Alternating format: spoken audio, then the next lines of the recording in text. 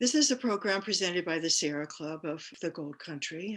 The issue that we're going to be discussing today is the proposed reopening of the Idaho Maryland Mine, located in Grass Valley.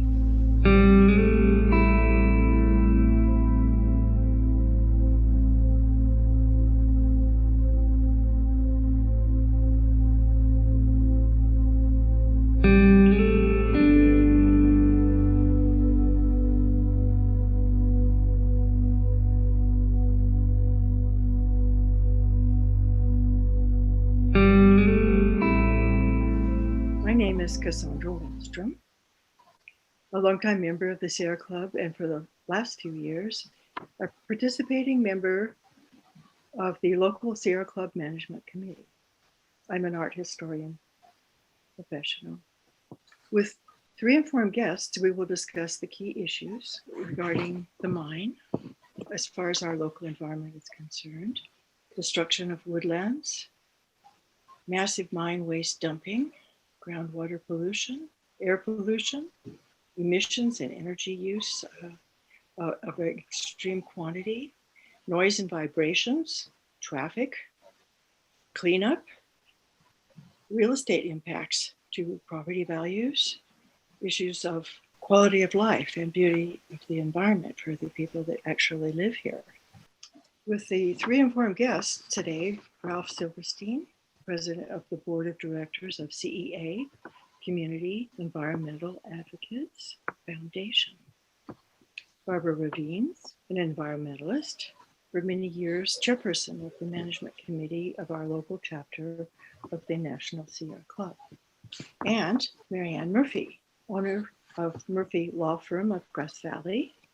She's a California lawyer since 1986 and a real estate broker, very much familiar with the local property values. I'd like to welcome Ralph to give us some information that he is very much familiar with because of his Environmental Advocates Foundation. So please, Ralph, step forward here and let us know some of the interesting and essential details of the situation. Thank you, Cassandra, and the Sierra Club for inviting us. As Cassandra indicated, this is a huge project with impacts to air, water, traffic, safety, local habitat, and quality of life. I'll just touch on a few key issues. There are two sites for this project, the Centennial site and the Brunswick site. The Centennial site is along Idaho Maryland Road and Centennial Drive, and it's historically the site of the Idaho Maryland Mine. The site will be almost entirely used for mine waste dumping for about 5 years. The Brunswick site is on Brunswick Road and East Bennett Drive. It's 119 acres.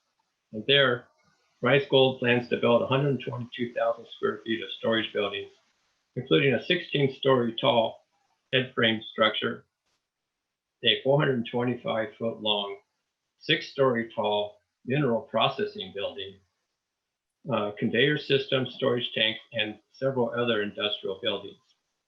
The Brunswick site will also be used for mine waste dumping for about 6 years, covering about 31 acres to a height of 9 stories above grade. These industrial buildings and the mine waste pile will be right along Brunswick Road. If approved, we will all be impacted by this project, but any of the 1,800 property owners over or near the 2,585 acres of mineral rights should be especially concerned. Mineral rights generally extend to within 200 feet of the surface. So there's a nice map that shows where this is. From completely under the hospital on the west side to under the airport on the east side, and from the edge of the Glenbrook Basin on the north all the way down to Highway 174 and under the Cedar Ridge neighborhoods, the mineral rights run contiguously. So within this area, blasting shock waves may be felt. The blasting analysis for this project uses a standard of 0.4 of an inch per second motion as an acceptable standard, because only 8% of the people complain. Whew. And also, if you're one of the several hundred well owners in this region, your well may be impacted. RISE's own hydrological study shows that dewatering the mine will lower the groundwater levels by more than 5 feet over a fairly large area. There's some nice diagrams to help explain this. But basically, the study is based on a lot of assumptions. It assumes that the rock strata is uniform throughout the area, and it assumes they won't encounter any unidentified fractures or faults or tunnels that might invalidate the model. It also assumes that the mining will be limited to a small area of the mineral rights, accounting for only a third of the planned 80 years of operations. These are big assumptions. We need hard facts before putting hundreds of wells at risk. Other concerns are noise and traffic. Trucks hauling cement, explosives, chemicals, and materials. Heavy equipment dumping, grading, and compacting 7 days a week. And up to 100 trips per day of gravel trucks running 16 hours a day, 7 days a week. They'll start out motoring up Brunswick Road and turning left on Whispering Pines Lane and going through the Whispering Pines Business Park to drop the mine waste on the Centennial site. Later on, they'll be driving up Brunswick Road and going through Glenbrook Basin to get on Highway 49. There'll be lots of noise, lots of traffic, and there'll be constant noise from the rock crushing and mineral processing facility, which will run 24/7, 365 days a year. Note that the application documents claim that the noise will meet county codes, but they said that for the exploratory drilling that drove the neighbors crazy for about 2 years.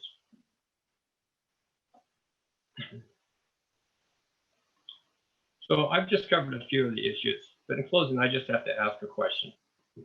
Does it really make sense to build a huge industrial gold mine operating in the middle of our beautiful rural neighborhoods, constructing huge mine waste piles and causing air pollution, noise, traffic, loss of groundwater, greenhouse gas emissions, and so on, all to extract little bits of yellow rock to profit a Canadian-based company? You decide. Thank you. Our next guest is environmentalist Barbara Rivenes. For many years, chairperson of the management committee of our local chapter of the National Sierra Club. Barbara? I'm pleased you're joining us this afternoon or today. My involvement began when I heard that another Canadian junior mining company was coming to Grass Valley to despoil our community with dreams of gold again, this time for 80 years. I couldn't believe it. Their plan includes underground mining, less than 2 miles from downtown Grass Valley, exploring all the old shafts, under people's houses, rumbling around looking for specks of gold in tons of rock. But it did turn out to be true, and the environmental impacts are many and varied, completely erasing 75 acres of woodland at the Brunswick site, destroying rich animal habitat there, depleting groundwater, treating South Fork Wolf Creek like a storm drain, increasing energy use, and reversing our county's climate change progress. There are 2 proposed active sites, as Ralph said: Brunswick, where the tall shaft sits at the corner of Brunswick and East Bennett, which is now populated with 50 acres of mixed conifer and hardwood species, home to a variety of mammals and birds, of course. The area is completely surrounded by residential rural properties, which reflects today's county zoning. The Centennial site is smaller, was heavily impacted in the previous mining years, and needs state remediation before any work can be done. This site will eventually be covered with waste rock and tailings up to 70 feet high over 44 acres. That is the height of a 7-story building. Phew. Dewatering the mine will bring the other impacts.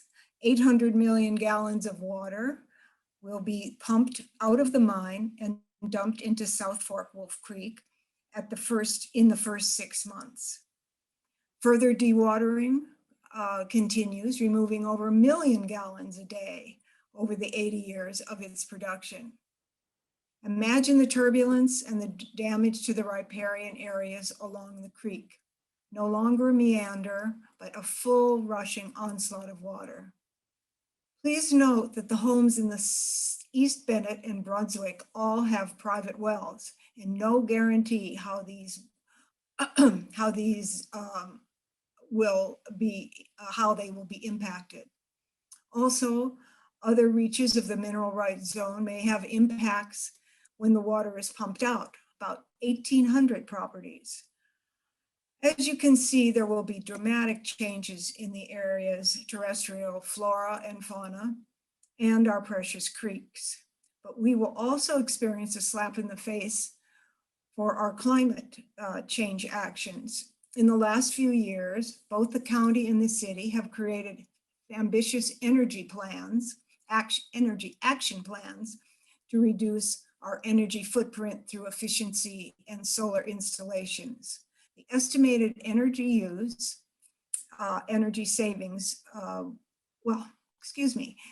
estimated energy use of the mine is 42 million kilowatt hours, which will wipe out whatever energy savings we had calculated to save, equal to about 5,000 homes. And the estimated greenhouse emissions for the mine is 9,000 metric tons per year.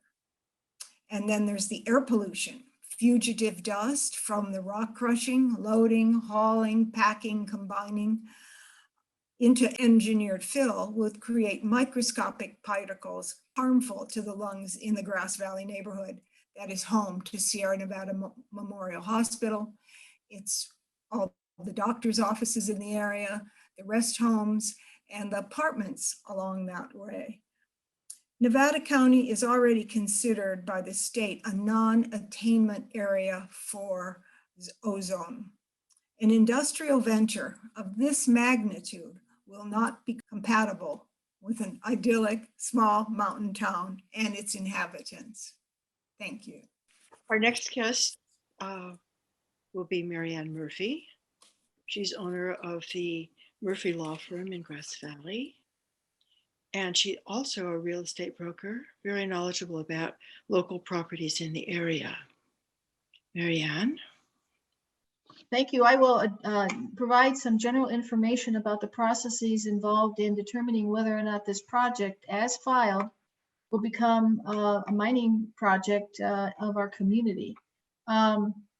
You should first know that the deciders of whether or not that happens lies exclusively within the power of the Board of Supervisors for Nevada County. There are some ancillary public agencies that will be consulted or can voice their concerns, agencies such as the City of Grass Valley and Nevada City and NID. But the decision is the Board of Supervisors' decision. And it would only take a majority vote of 3 of the 5 to approve this plan or this project. And it would become a member of our community at that point. There are a couple of legal issues surrounding the project. One is environmental, and the other one is land use. I say land use because the land where the operational sites and the residential sites have different zoning. One is ultra hazardous and the other is residential. Some commercial sites, if you consider the mineral rights expansion of this project, and their activity is not consistent with that zoning requirement. So they would have to get approved by the Board of Supervisors a conditional use permit to work around that zoning, to get exception to that zoning. And that process is in the hands of the planning department. They will be holding committee meetings and a hearing to advise eventually the board about the recommendation as to going around the zoning and giving out a conditional use permit. The second, of course, is the environmental, which follows the state law called California Environment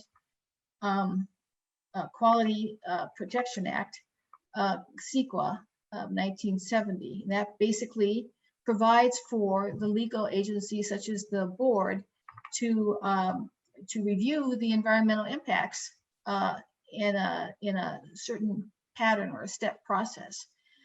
In this instance, with public comment, by the way. In this instance, they're already at step 3, which is the final segment of the 3-step process, and the board has issued a request for an environmental impact report.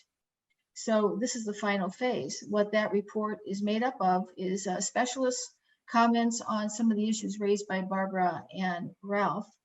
They are to detail information about a project's likely effect on the environment, consider ways to mitigate any significant adverse environmental effects, and examine alternatives that will avoid or reduce the impact to the community. That information is made public and put on, and is currently, some of it is put on the county's website. Eventually, there will be a final draft environmental impact report. And at that point, there will be public comment. There's public comment ongoing during this process. And so I would encourage you, since there's no other people who will be deciding this but the board, for you to become active. And if you care about the outcome of this with the board, by lobbying your individual board members or showing up at an agenda and speaking your piece of mind on some of these environmental or land use issues, or joining an organization to find, such as Ralph's, to find out more information. But to do it in that way, because you cannot do it in any other way at this point. Thank you. Thank you, Maryanne. The Idaho Maryland Mine is an important issue at this time. The proposed reopening of industrial mining operations in a cultural residential community is a disaster that can be prevented. Consider the information shared in this program. You can make an important difference by contacting your representative on the Board of Supervisors. You can, at the end of this program, find a link to the information how to find that website, or you can simply go onto the internet and locate it for yourself very easily. When you find your representative, it's a good thing to contact him at least once and perhaps a couple of times over the next period while the things are developing and before the vote. If you keep yourself informed, you'll know when the vote is, and you really can make a difference by contacting your representative. So thank you so much for your interest, care, and concern about the quality of life and the environment.